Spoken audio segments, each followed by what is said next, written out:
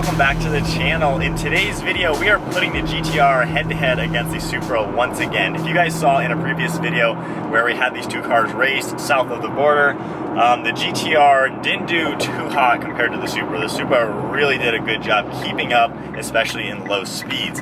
But so many of you guys commented saying I should have done launch control with the GTR, I should have done the anti-lag launch on the rolls, and we should have had the GTR in a better gear. So today we're actually going to compare them in their optimal setting. So the GTR is going to have to be in a gear lower, doing a little bit different, higher RPMs to keep up with the Supra. So we're going to do it a little bit more fair because obviously nobody is racing, you know, third gear, 30 miles an hour in a GTR.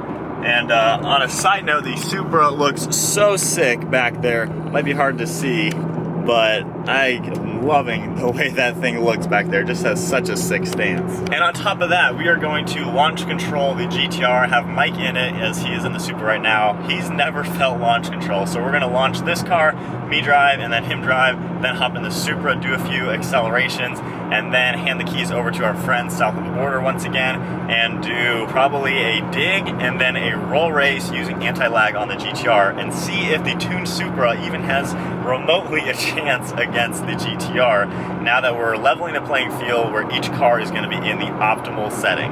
Alright, so we are now going to do launch control on the GTR. Have you really never been in the car doing launch? I think once when you first got it.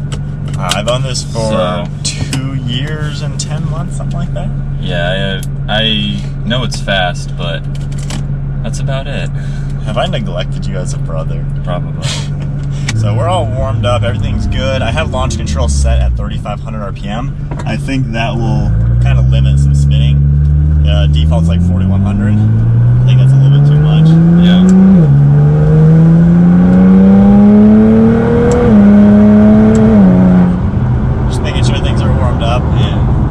Launch control is best in automatic mode. Yeah. So you ready? Rolling launch? No, this is just a dig. Alright, haven't done this in a while. Yeah. Ready? Yeah.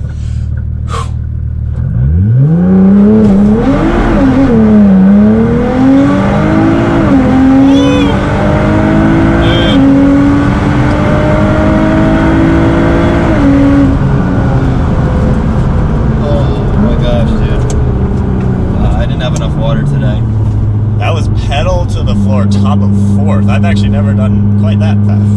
Dude, only I was 55. Just looking straight. Only 55. Man, you can feel that. Oh wow. My gosh. That moves, doesn't it? That's heart pounding for sure. Wow. That's some top end. Oh boy. Wow. That's pretty nuts. Yeah, that's fast. That seemed like it hooked pretty good. Yeah, it didn't spin too bad. 3,500 is a decent RPM. Wow. I'm a little dizzy. There's a lot of blood. I am a little bit. I should have had more water first. You ready to launch it now? Okay. Well, this will be a first for me because I have never been in the passenger seat with launch control. Yeah. Because no one has launched it and said, I can't even talk. That's when you know your car's fast, when you can't even talk. So automatic.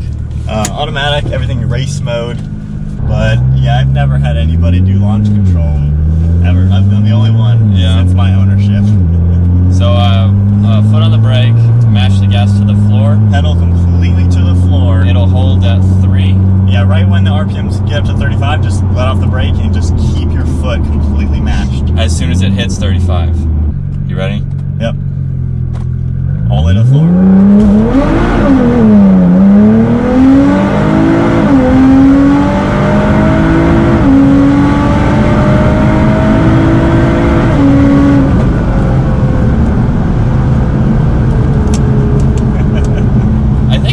Faster in that seat. Yeah. I've never. That's the first. I don't know. It felt more dramatic on that side. Yeah. Well, because you're, paying attention. Yeah. I don't know. When the traction light came on, we might have slipped a little bit more. Yeah. It still spins a little bit. I don't know. It felt more dramatic over there. Yeah. Well, because you have nothing to. Right. But well, there you go. You launched it. That's fast. Give the video a thumbs up for me finally being a good brother. Yeah. All right, well, she's quick. Yeah. Let's hop in the Supra now and kind of do a launch. Now, the thing is, this is going to kill the Supra in a launch because I know a lot of people wanted to see you launch, do a a launch between both the cars. All right, so now in the Supra, this is rear-wheel drive. This just is not a launch car at all. So yeah, this will be interesting. So the best way to drive this car, always put it in sport mode traction, which is just one button. That gives you enough slip, but not too much. Yeah. And then, of course, sport mode. And we're gonna leave it in automatic just like we did in the GTR, just because it's gonna shift better than us no matter what. That's just how computers work. So we'll come down to a stop in just a second and see how this does. I'm not too hopeful that it's not gonna spin. I gotta kind of baby it a little bit. Does this have launch control? It kind of does. Just do it yourself? Yeah, it doesn't do anything, I don't think. All right. So it's like, that just spins the tires. Right? Yeah, you're doing a burnout.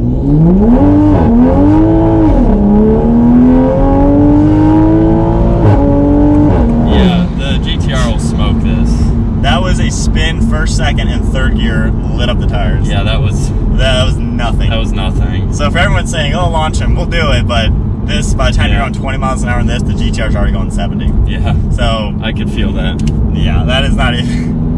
That wasn't, yeah. That is going to be such a, such a destruction. I don't even need to do it. Yeah. Now this, though, from third gear at 30, definitely is going to give the GTR, actually, I don't know, I've messed with rolling launch quite a bit recently, as you guys saw in a previous video. I mean, the rolling launch is pretty epic. So I'm pretty sure the Supra is going to get destroyed so bad. I mean, it's still fast as crap, but like we'll do a roll. Yeah. So third gear, and we are in map 1, which is the fastest one.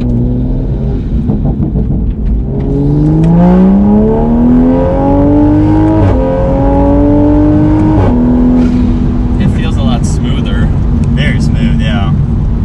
It definitely doesn't feel as fast after just launching the GTR. Yeah.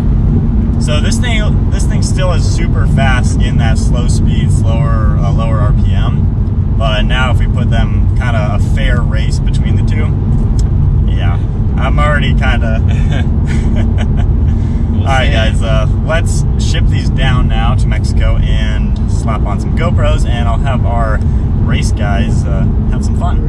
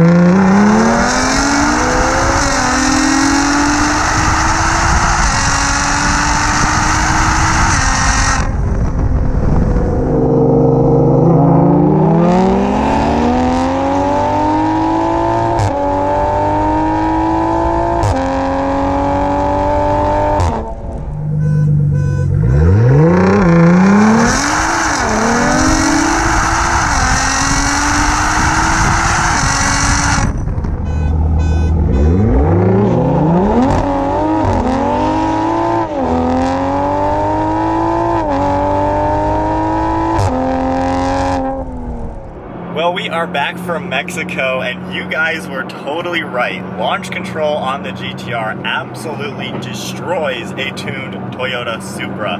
I kind of knew that was going to happen. This car is really fast when it's in its element. The turbo lag is there if you're down low in the RPMs. But like I said in the previous video, you know, if I was getting bored with the GTR, now that the Supra is tuned, you have to drive the cars completely differently to get the fun out of them. And I talked about that in that video, how the Supra has the low-end instant torque. The GTR doesn't do that at all. So our initial race, once I got the Supra tuned, that was comparing the cars exactly the same way. And that just goes to show you that you can't drive the cars in the same way, because you'll get a completely different result. When both cars are driven in their optimal performance band, you know, the power band, that's when you can see how Godzilla literally is a freaking beast. This car is fast. And I will say, you gotta give some credit to the Supra. It held its own. For being, you know, new for new, that car costs half as much as a GTR and has all those good refinements. That is a ridiculously impressive car. And actually, we're gonna cut real quick. We're gonna do one more launch control. Well, just because. But that just really shows you how impressive the GTR is. The rolling launch, that was 30 miles an hour, second gear. It holds its own. It is pretty impressive. So let's get on this road real quick just to show you how launch control looks from here.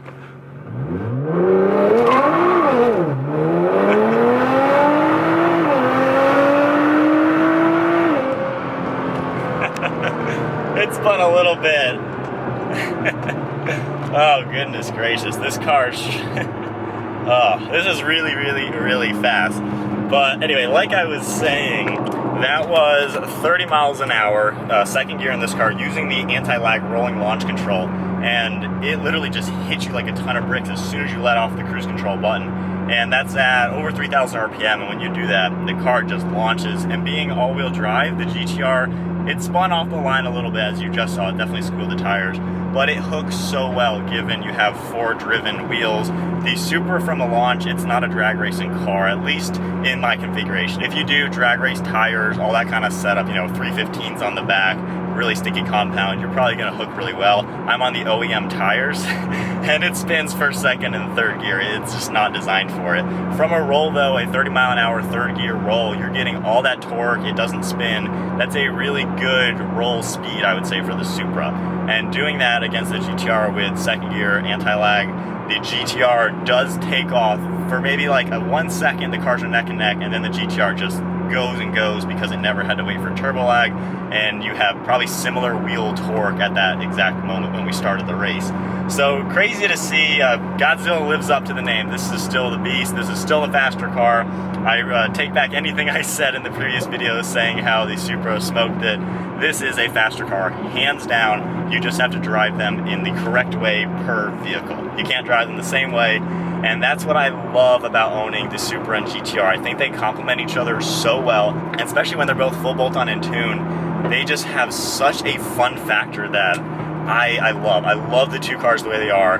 The GTR, what is next for it? It needs upgraded fuel pumps and then custom dyno tuning. I think we can really smooth out the transmission, make it more refined feeling, and then bump up the usable horsepower and torque quite a lot and just make it a much smoother and faster vehicle.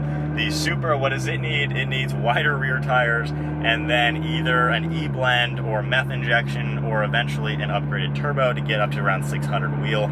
So I think both cars over the next year and a half, because no matter what, they're not going anywhere for quite some time. If they each get a little bit of loving, I think they can each bump up to the next level and honestly have the same kind of top-end power and really give each other a run. So that's going to be interesting. But I hope you guys enjoyed today's video. That was a heck of a lot of fun to see the differences between these two cars. I would absolutely recommend, if you're looking for a sports car, if your budget's 50 to 70 grand, look at both the cars. They are fantastic. I love them both, and modify them because they crave the mods.